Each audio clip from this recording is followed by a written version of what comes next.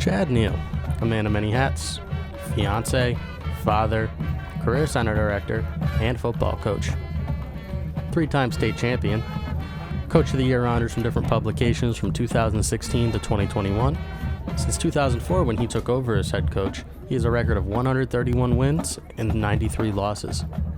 His big success began in the mid-2010s. Since 2015, Coach Neal and the Trailblazers have a record of 87 wins and 14 losses.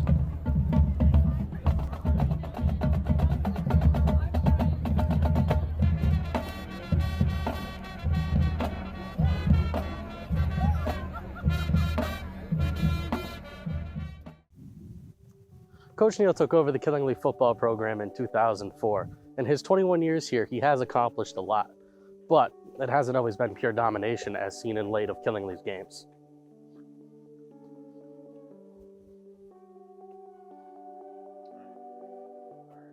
Coach, first of all, thanks for joining me. I just want to go back to the beginning. 2004, you took over. And what was your mindset taking over that program, as at the time it was struggle? Well, in 2004, I became the third head coach here in 4 years for those seniors. So at that point, it was about building trust and instilling, what I thought the direction of the program, what the program, what I wanted it to look like. And when you have that changeover that often, it's tough to build that trust. So that was the number one goal going in, and then setting the priorities of the values of the team and what we're going to be about. I want to wait in football a little bit. I want to just dive into your background. You started as a business teacher here. Yep. I had you for a few classes in my time here at school. So just take me through your prior schooling, what you studied, and some of the classes you taught, how it's further. Yes. Oh, good question. I was originally I wasn't planning on going into teaching. I was a business major at Nichols College.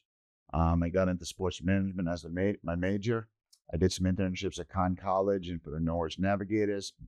I wanted to, go that route in sports, but at the same time, I began coaching. I was an assistant coach at Putnam High School, and you're working with students every day, and that was teaching.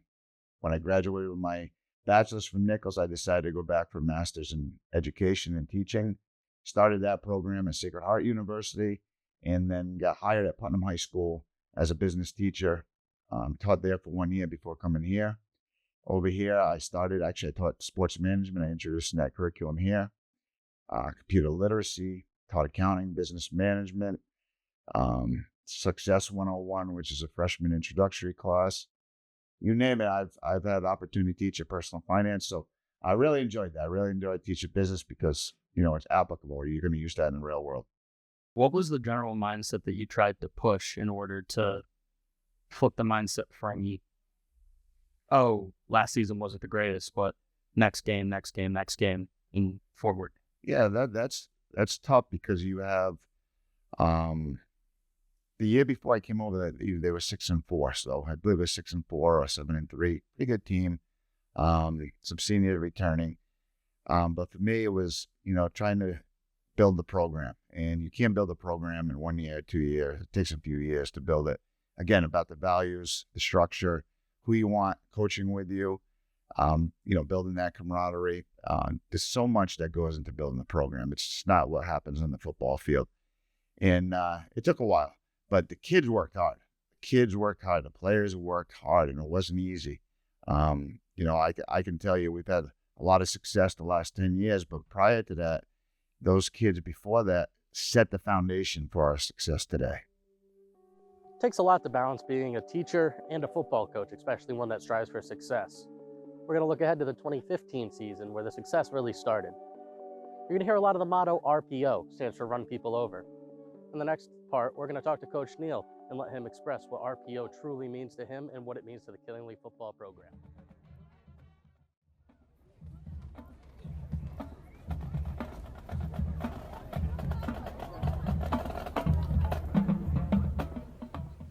RPO in football terms normally stands for run-pass option. A simple explanation for this play is the quarterback either has the option to throw the ball, hand the ball off, or keep it themselves.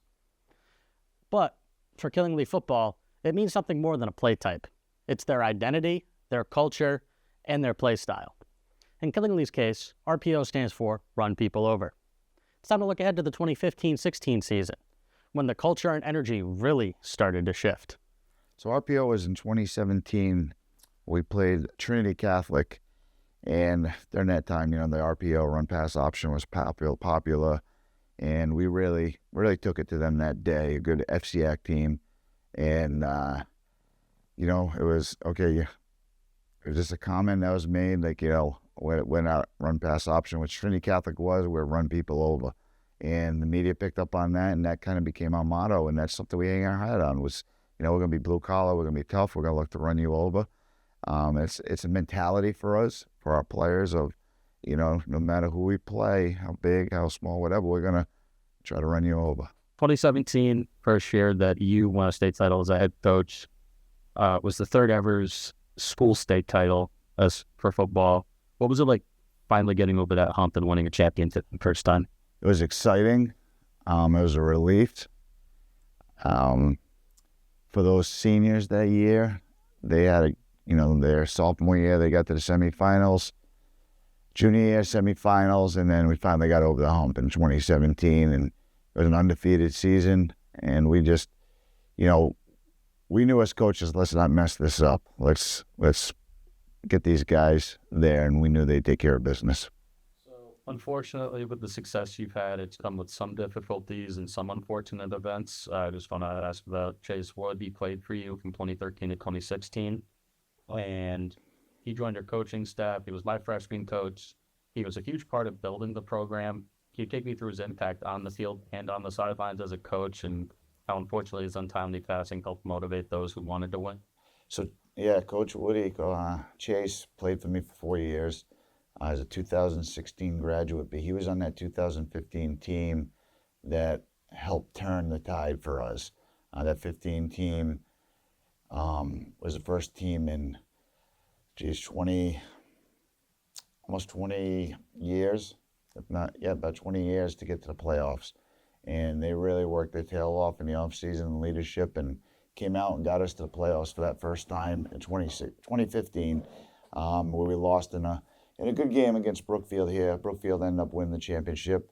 And then, Chase came back and coached with us. Was a great role model for the younger players like yourself. Great guy to be around, a lot of fun, but very, very mature. And you could see he was going to be, a great teacher and coach someday. He already was a great coach, but, he was making those strides. So it was a very difficult loss, especially, it was during COVID and, going into the 2021 season, the seniors that year, that was their freshman coach, so they wanted to, win it for him. Obviously, the last few years, you've won 2 titles. You guys are on the quest for another. Talk to me about the emotions after winning in 21 and most recently last year in 24. Did they differ at all, or did it just be this accomplishing another goal that you said at the beginning when you did? Accomplishing that goal, number one, that we said at the beginning of the year, it is a bit of a lot of emotions. We accomplished this. We won a state championship. You have the relief, in a way, of all this work you put in. I'm a paranoid person coaching, and, expectations are high around here, and winning that, so that's, some weight off your shoulders. And then the other thing is, for the kids, right? You don't coach because of yourself. It's for the kids. To see the kids' reactions and emotions is very special for them because of the hard work they put in. And lastly, it's kind of like, you're with players, 3, 4, 5, 6 hours a day, year round, but more, during the season, definitely. And then all of a sudden it's over, right? And next day they're going to basketball, wrestling, and back to lifting, and it's over. So it's tough sometimes to, those relationships just kind of, though they continue in school and later on in life, they just, the practices are over, the grind's over. Coach Neal and the Trailblazers are seeking out yet another state championship.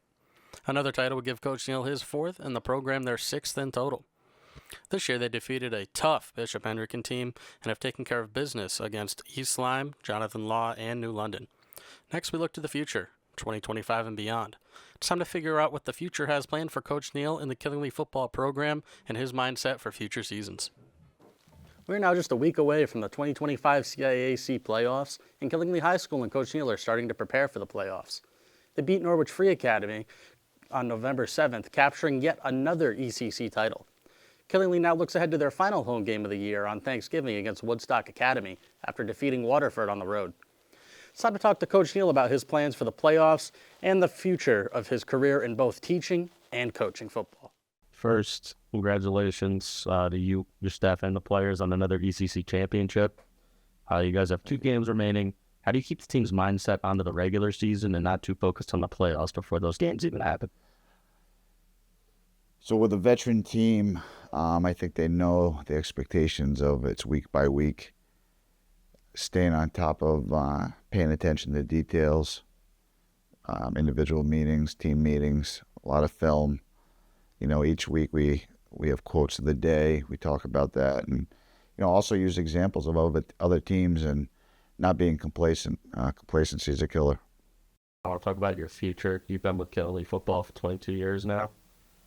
You know how many more years there are, or is there still plenty of time left for you? It's a good question. We'll take it year by year. I don't see any changes anytime soon. I have a son coming up. He's in 7th grade, so there's a possibility of coaching him if he decides to play football. But I enjoy what I'm doing now and, keep plugging along. Coaching's a huge sacrifice, especially in your personal life. Is there any specific people you'd like to thank over the course of your career? First, looking at your coaching staff and then towards your family?